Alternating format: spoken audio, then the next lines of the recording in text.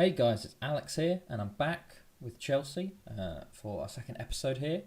I was supposed to be back with Man City, I was actually, but my mic didn't record.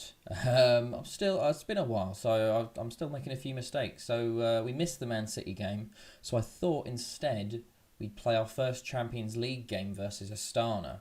But meanwhile, I think I'll take you through everything else that's happened because we've just got through the transfer windows, transfer deadline day and whatnot. So first up, we did eventually sign Fabian from Napoli for 33 million. This was our sort of big signings, another centre mid option here. So he just made one sub appearance so far, but doing all right. And then our director of football signed a youngster called Luca Dioli. So he's just one for the youth teams and the loan system. On the outs, though, we actually sold Oliver Giroud to Marseille for 4.8. He requested a transfer, so he got it on deadline day. And Jorginho wanted to go, so Man United came in with a £15 million bid for him.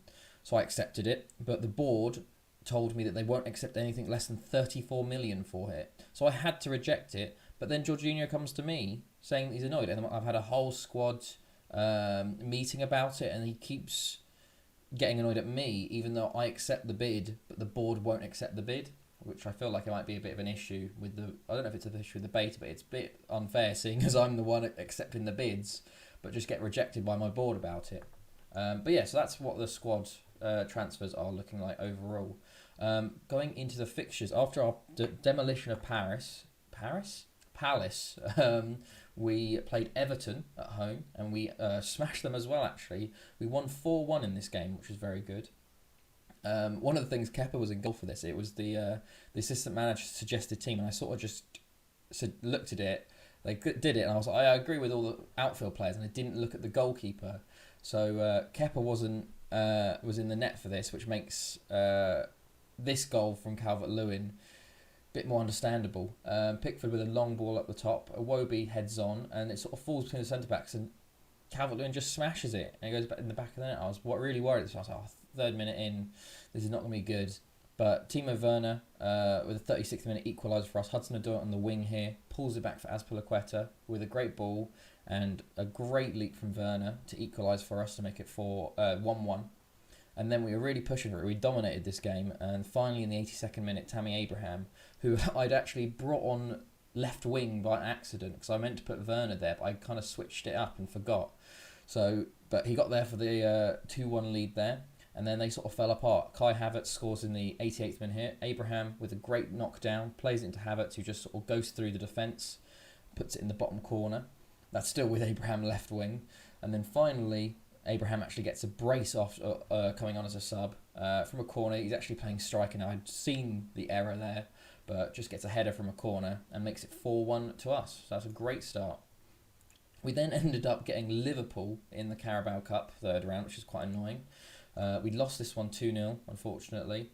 It was sort of a nothing game. We didn't really create much. It was quite a poor game from us. But we held out for quite a while until Diego Jota scored in the 77th minute. For them, there's the goal here. Gomez puts it through to their Tsimikas, the Greek left back they signed, and Jota ghosts in behind Silva to put it in. And obviously at this point we were on very attacking, so they get their second to kill the game off. Origi with a wonder goal here, to be completely fair. Well, actually Kovacic just gives them the ball back, but a great curling effort there. So we're at the Carabao Cup, but it's not really a cup I'm too worried about. We then played Wolves at home. We drew 1-1. This was a bit of an annoying game because I feel like we should have won this game. We took the lead through Christian Pulisic here. It was a header from a Ziyech cross, as you're about to see, as it's generating the report here. Nice free kick and a nice little header there. We dominated this game, but we just couldn't get that second goal. And they played on the counter quite a lot. And this Adama Traore goal is basically a mistake from us. Azpilicueta just gives the ball away there to Vitinha, who runs through. Adama goes through, and that was it really, and we couldn't get back in and get a second goal, so that was a drop points there, I feel. Then we had the Man City game that I thought we were live coming. It was a great game as well. We won 2-0. It was nothing really, to be fair, it was quite a low scoring game. I switched to our more defensive 4-3-3, as you can see here, so we moved Kante down and Havertz down. But Ziyech came up with the goods here with 2 goals. Abraham also had a fantastic game here, as you'll see in this build-up for these games. Abraham's been keeping Werner out the side. He's been too good. There you go. Abraham drops the ball down to Pulisic, gets it back, and then puts a great cross in for Ziyech at the back post to put us 1-0 up in the 17th minute. And then in the second half, Ziyech gets a goal. Werner just subbed on, tries to cross it in, crosses it. Ziyech on the volley gets blocked, but then the rebound, he tucks away to give us that essential 2-0 win away. I wasn't expecting that at all. And then finally, our last league game, we played Burnley, and we won 2-1 away. This was a bit more worrying than I thought. We went 2-0 up here, and then they got one back, and I was a bit worried about it. So first goal was for Abraham. He's been one of our star players so far. Hudson-Odoi here on the ball. Plays it a great through ball to him, and he tucks it in the bottom corner there. We then got a Mason Mount penalty through VAR from a push, and then Jack Cork actually scored, got a goal back for them, and we got a bit worried, and we switched back to our defensive formation, and we saw the game out for the 2-1 win. So very good so far in the league, and it actually leaves us second in the league behind Liverpool. We've won 5 out of 5. We've won 4 and drawn 1. We're on 13 points. So doing very well at the moment. Jordan Ayew of Palace with 6 goals, being the league goal scorer is interesting with Fernandes. So now we have our Champions League group, which I haven't shown you yet. It's a much tougher group than the one Chelsea got in real life. So there's Bayern, Ajax, us, and Astana. So it's going to be quite a lot tougher. So I've gone with the easy game to Livecom, our first game so far. But we've got quite a few tough games coming up. I feel like after this game, I might come back for either the Liverpool or the Ajax game, depending on how our group stages go. Because Liverpool, I feel like it's going to be a top of the table clash if we keep on the pace we're at the moment. It's very odd. We're having Everton at home and then away all within the first couple of months of the season. Might be something to do with the scheduling. But yeah, so let's go on to the game against Astana. So this is the team we're selecting today. We've got a much bigger subs bench, which is quite good, and we've sort of changed a few options around. Unfortunately, Ziyech got injured in the international break, so he's not starting for us. We've got Pulisic on the right, Hudson on the left with Werner up top, Havertz playing in the hole behind him, Mount and Kante as our centre mids, Chilwell at left back, James at right back, Zuma and Christensen as centre backs, and Mendy at the back. So let's go into this. We should be winning this easily, to be completely honest. We've got quite a few youngsters on our bench, so hopefully they get some game time. I think we're allowed 5 subs in this game as well, due to the COVID restrictions so far. Yeah, we've got a lot more subs than them. I don't know if we can... No, I'll just go to the dressing room. We should be winning this comfortably. Let's go to the tunnel. We'll skip that. Kick off, skip that. And then let's just get back to our 2D classic. Put some opposition instructions on. Hold on. There we go. Get them up. They're just playing a simple 4-4-2, so we should be able to handle that. I hope so, because it's going to be a bit embarrassing otherwise. Let's go on the weaker foot. We'll also move into attacking, I think, once we get through this little first. There we go. And we'll move to attacking. There we go. So let's see how we go. Demand more straight at the top start. Oh, early chance for us here. Chilwell on the ball. Azpilicueta's been playing really well, to be fair, at left back. Both Chilwell and Werner have struggled, and that looks like a penalty. Oh, we're going to VAR to review it, so we'll see whether that comes back. It did look like a penalty in 2D. Let's see. Let's check it, and oh, it does actually show a replay. Penalty awarded, so a good early penalty for us here. I think Werner takes this. I think we've set it up that Werner takes it. Yes, he should be taking these penalties after Jorginho's miss in the pre-season. Mount was on Werner wasn't on for the Mount penalty, so Mount and Tammy are after him, I think. But that's a good goal for Timo there. Hasn't had the most starts this season, just due to how well Tammy's been playing. He's been sort of coming on in left wing because our attacking options are a bit fine, actually. I need to sort of maybe look to improve that in January, get a loan for another winger, or just start using our youth a bit more. But that's a good start for us.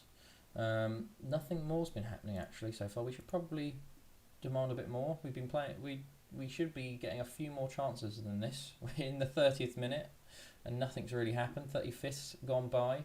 Nothing's happening. This is a bit worrying. nothing's happening. We're just flying through this game. Oh, here's a chance. James with a free kick. Okay, that went straight to the goalkeeper. I hope this isn't a chance for them. He's smashed it wide. It's actually... Oh, James has got back on that. Okay, back to Mendy. Maybe this is a long highlight. Into Zuma. Into Pulisic. Really, we should be creating a lot more. This pass has been a bit disappointing in that sense. And here's Hudson-Odoi. Oh, good stuff. 2-0 before the half. That was very much needed, in my opinion. I feel like the key highlights are very quick, but that was... I thought there would be a bit more highlights even on key there. Let's just say I'm pleased. Moving to the second half and demand more.